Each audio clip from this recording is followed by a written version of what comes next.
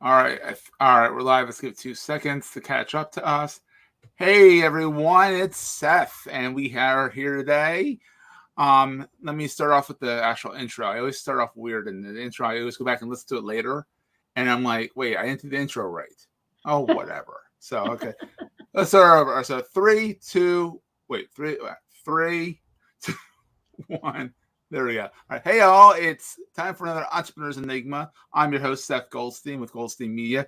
Today, we are here with the awesome, amazing Laura Templeton of 30secondsuccess.com. 30-second success. There's no S after the second. It's 30-second success. You have success after 30 seconds. But it's 30-second. That's the time window there. So welcome, Laura. How are you today? I am doing well. Thank you so much for having me today, Seth. It's great to see you. Oh, it's always a pleasure. I've known Laura for a while. She was a fellow member of the Central Bucks Chamber for a while. Then she's like, it's too wacky up here with the weather. I'm going to go down to a place where it's normally just as wacky, but hasn't been, Florida.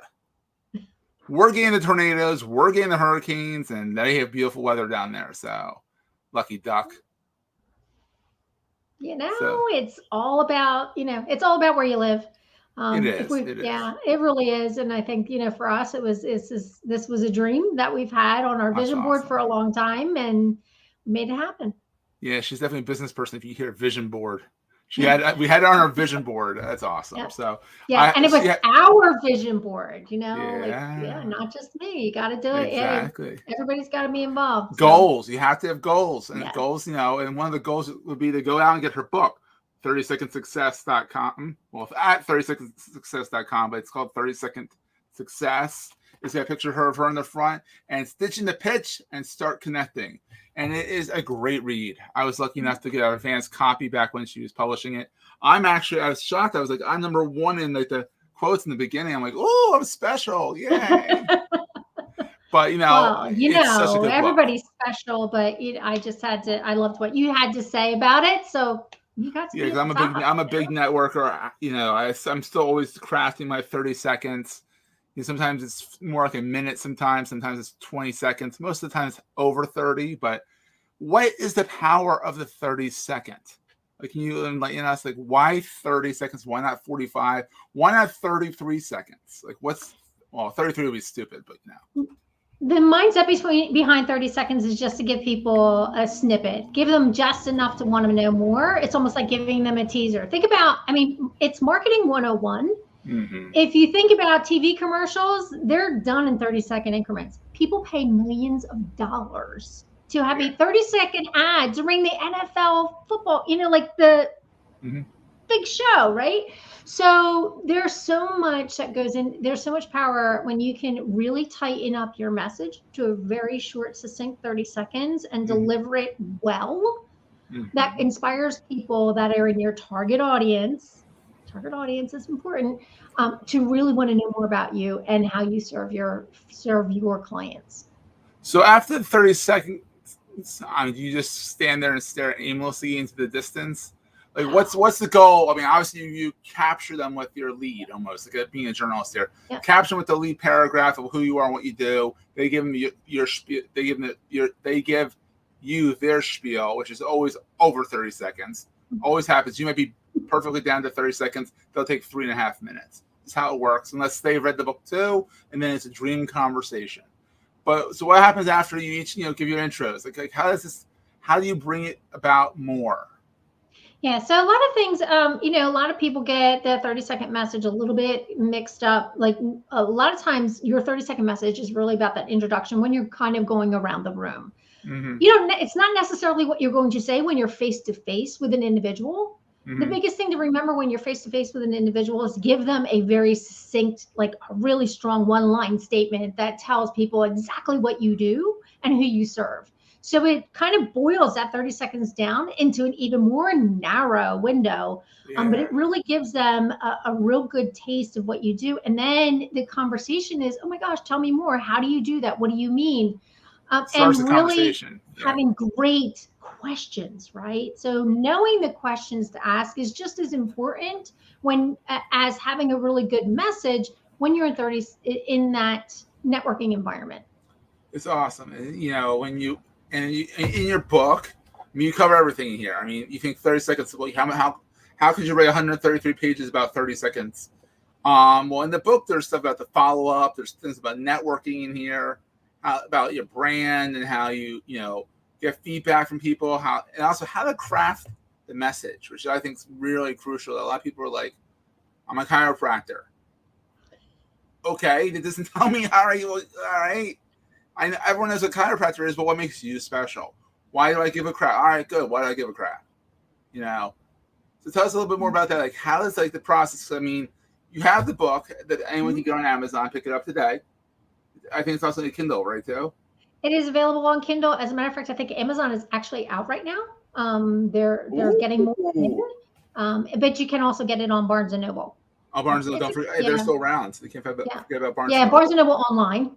Online, exactly, because we can find them around there. But you also have a whole consultancy around the 30-second success brand, and I do. Tell us a little bit about that. Yeah, so as far as the book, and you were to ask, your first question was about, just the model that I use is something that I learned years ago when I was in direct sales.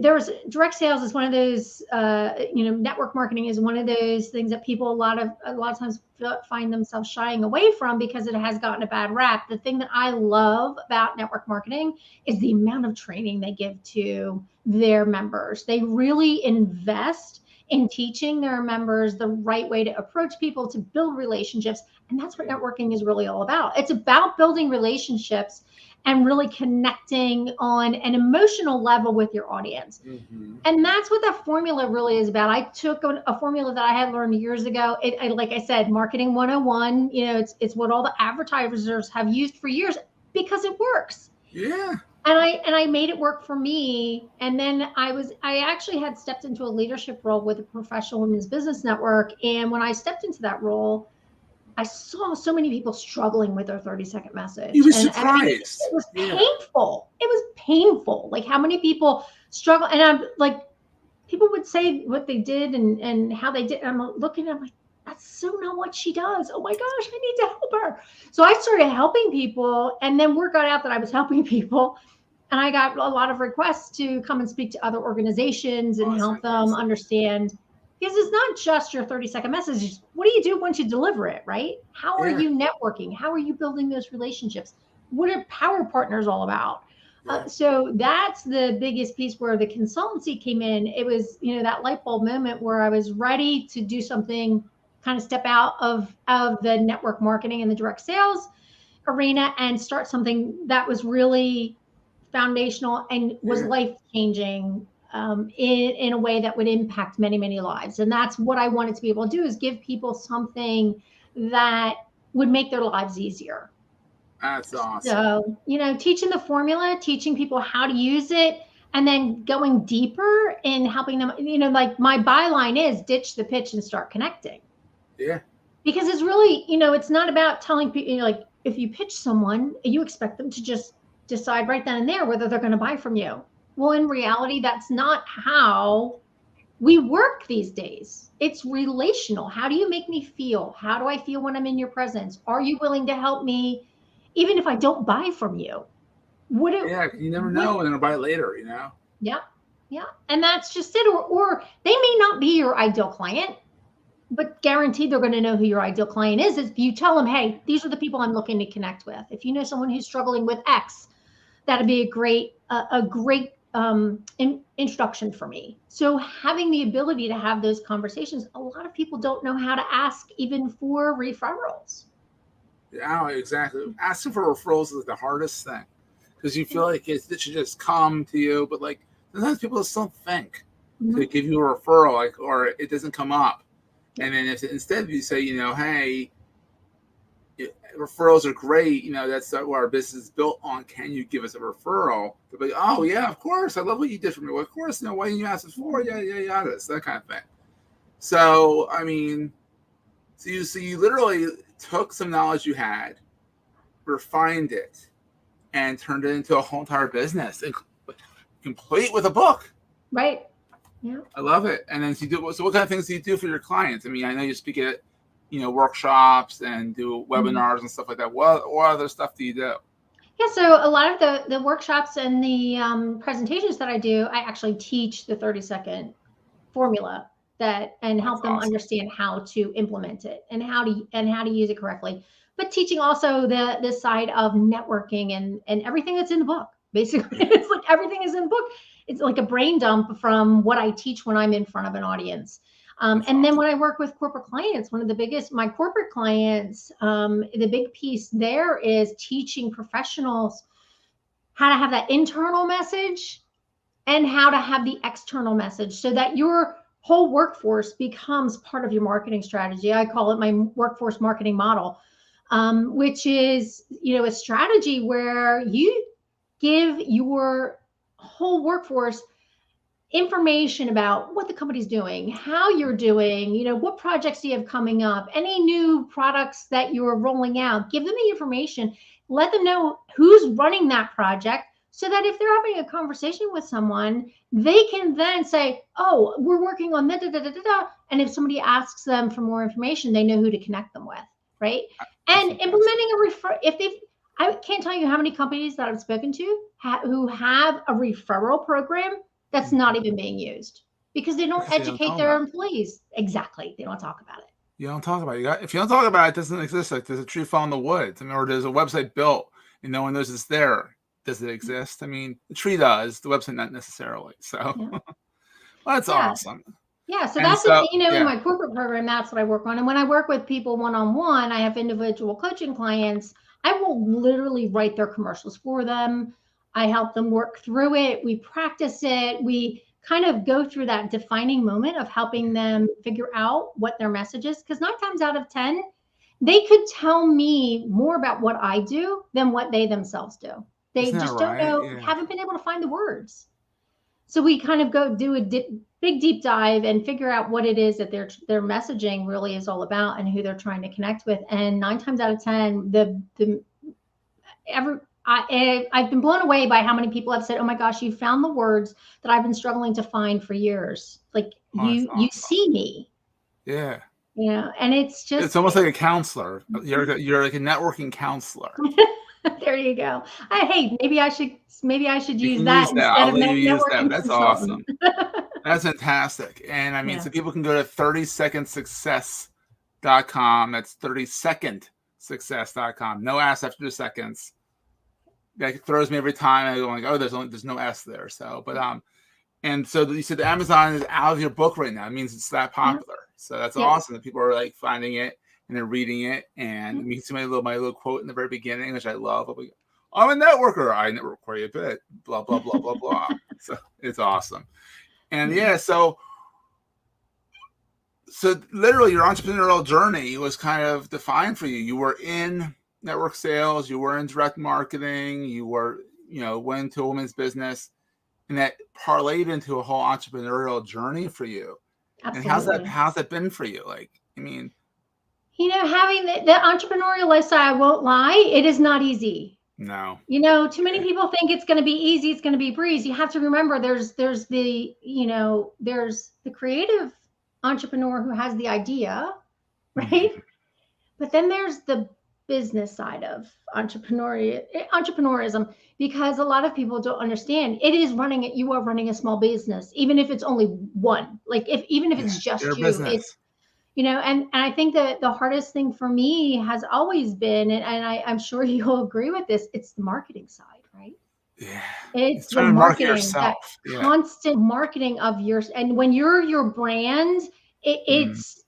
and you're, I don't know about, so many people who step into this, like not really wanting to be the face of your company, but technically you're the face of your company. You are the bottle washer, the chef, the maitre d', the waiter. You're everything.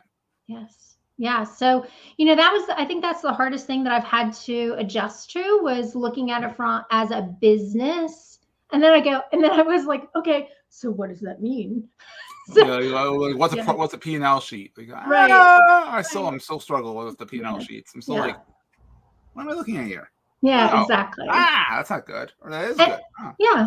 But that's why it's so important to have a network yeah. because you start to draw the people in that can support you and educate you. Like, My team, like I feel like I already have a board of directors without actually having a board of, like, I've got a financial advisor, I've got a bookkeeper, I've got my CPA, I've got, I've got a marketing consultant, my website designer, Yeah. all these people who are willing to give me the advice that I need when I need it, Yeah. right? Or put me in the right direction so I can get the help that I need. It's brilliant. And that's what you You got to know? do is surround yourself with like many people that you know, like, and trust, all that good stuff, Yeah. Yeah. So where are you most active online? If people wanted to interact with you, are you a big LinkedIn person or?